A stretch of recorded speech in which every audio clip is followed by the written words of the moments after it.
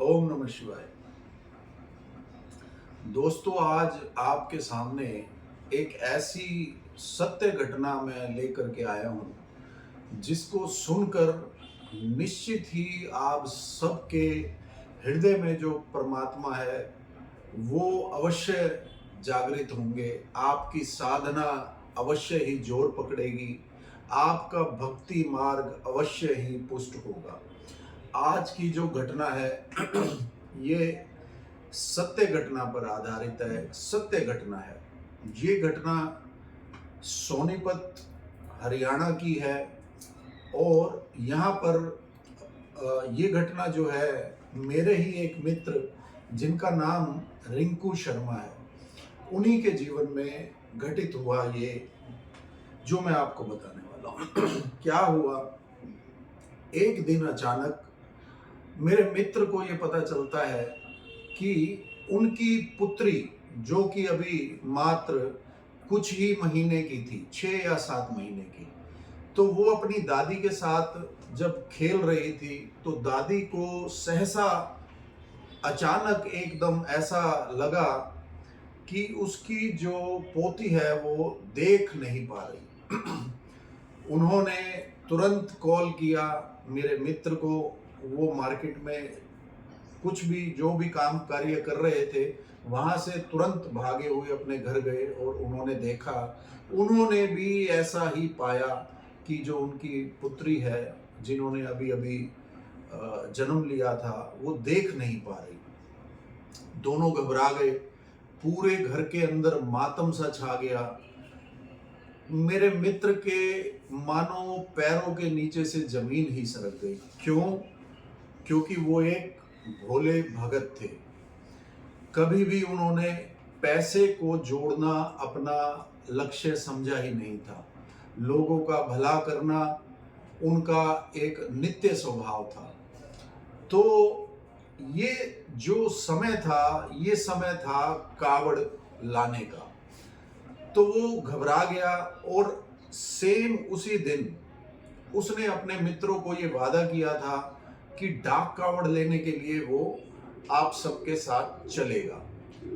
तो होता क्या है कि अभी उनके घर में ये मातम छाया हुआ है और ऊपर से उनकी मित्र मंडली आती है और उस व्यक्ति को बोलते हैं, मेरे मित्र को बोला जाता है कि भैया शनिवार को, यानी कि आने वाले 3 दिनों के बाद हमें डाक कावड़ के लिए चलना है, आप तैयारी करिए।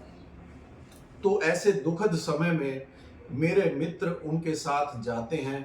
शिव मंदिर में बैठ करके पहले अपना जो दुख है वो भोले बाबा को सुनाते हैं, फिर अपने स्वभाव के अकॉर्डिंग उन सब की जो भी सहायता है वो करते हैं, उनका मार्गदर्शन करते हैं। और उसी रात से वो अपने सभी मित्रों को फोन कर करके अपनी पुत्री के बारे में पूछते हैं। अर्ली मॉर्निंग अगले दिन वो सोनीपत के ही जो फेमस एक हॉस्पिटल है आंखों का, वहां पर जाकर के अपनी पुत्री की आंखें टेस्ट करवाते हैं और डॉक्टर रिटर्न में उन्हें देता है कि ये जन्म से ही ब्लाइंड है, ये देख नहीं पा रही है और इसका कोई इलाज नहीं है। एक मात्र उन्होंने तरीका बताया कि बड़े अस्पताल में जा करके तकरीबन 6 या 7 लाख रुपए लगेंगे। वो अगर ऑपरेशन इसका करवाया जाए तो कुछ 2-5% उन्होंने उम्मीद जताई कि इसकी आंखों की रोशनी लौट सकती है। अब ये सुनकर पूरे घर में मातम छा गया। मेरा मित्र मेरे ही पास आकर के बहुत रोया। जो भी उनकी मित्र मंडली थी, उन्होंने सब ने उसको दिलासा दी कि आप बिल्कुल भी रिंकू चिंता ना करें, जैसे भी होगा सब मित्र मंडली इकट्ठे कर करके और उसका बेटी का ऑपरेशन जरूर करवाएंगे। परंतु ये भगत जो था वो पूर्ण समर्पित था अपने इष्ट भोले बाबा पे। इसने ये ठाना, इसने ये माना, अपनी मदर को जा करके इसने ये वादा किया कि माँ, मैं किसी से भी हेल्प नहीं लूंगा जब तक मेरा बाप, मेरा इष्ट जिंदा है। जब तक मेरे इष्ट हैं मैं उन्हीं के आगे हाथ फैलाऊंगा। तो उसने ऐसा बोल करके सभी दोस्तों को मना कर दिया कि नहीं, मुझे कोई ऑपरेशन नहीं कराना। पर मित्रतावश दोस्तों ने उनकी बेटी को ले जाकर सोनीपत के ही अलग अलग अस्पतालों में उसका चेकअप कराया। हर जगह से ये रिपोर्ट मिली कि उसकी आंखें नहीं आ सकती। अब ये चेकअप करवाते करवाते वो दिन आ गया जब इनको कावड़ के लिए जाना था। तो ये रोते हुए अपनी माँ को ये बोल करके गए कि माँ, घबराने की कोई बात नहीं है, मैं जा रहा हूँ, कावड़ लेने जा रहा हूँ और तेरी पोती की आंखें मैं भोले बाबा से लेकर ही आऊँगा। ये बोलकर वो अपने मित्रों के साथ चले कावड़ लेने। और ये जो डाक कावड़ का सिलसिला चला आ रहा है, इसमें लगभग 24 घंटे के अंदर अंदर भागते भागते हुए कावड़ ये हरिद्वार से लेकर सोनीपत में लेकर आते हैं, हर साल लेकर आते हैं। अब इन्होंने वहां पे जैसे ही गंगा जल भरा, आंखें बंद करी और भोले बाबा को बोला, भोले बाबा, आज तक मैंने अपना सर्वस्व आपको ही माना है, जाना है। मैं ये गंगा जल लेके जा रहा हूँ, मुझे पूरी पूरी उम्मीद है कि आप मेरी पुत्री की आंखें ठीक करोगे। और इस भाव से सभी मित्र मंडली, इसी भाव से कि आपकी बेटी की आंखें ठीक हो, वहां से चले कावड़ लेकर। और ये कावड़ लेकर शिवरात्रि वाले दिन जब पहुंचे तो ये सीधा मंदिर में गए। वहां पर इन्होंने जो भी नित्य पूजा कर्म था वो किया।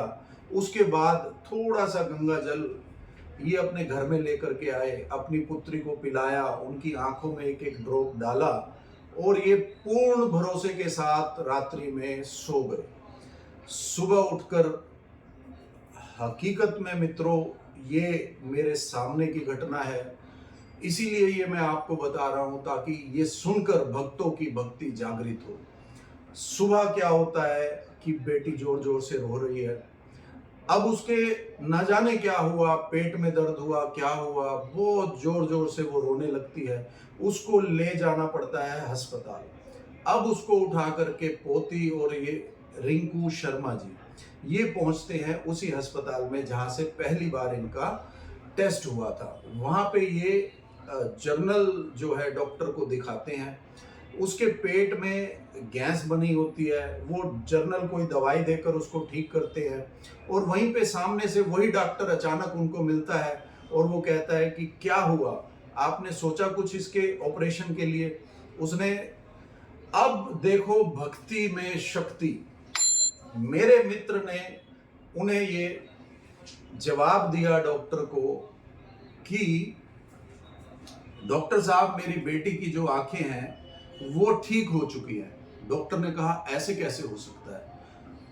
वो बोले कि मैं जानता हूं कि मेरी बेटी की आंखें अब ठीक हैं।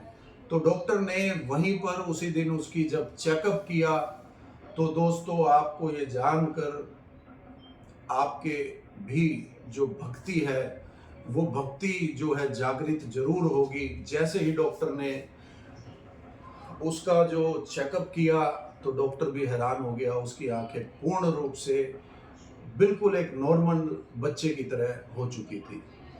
तो दोस्तों अभी मैं इस वीडियो में भी अपने उस मित्र का पहले का और इस घटना के बाद का फोटो आपसे शेयर करूंगा।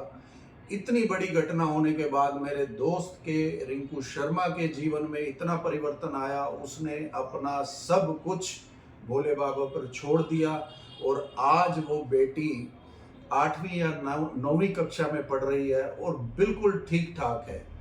ओम नमः शिवाय। दोस्तों इस कहानी का उद्देश्य मात्र इतना है कि आप सबकी भक्ति जागृत रहे, बढ़ती रहे और मोक्ष तक पहुंचे। ओम नमः शिवाय।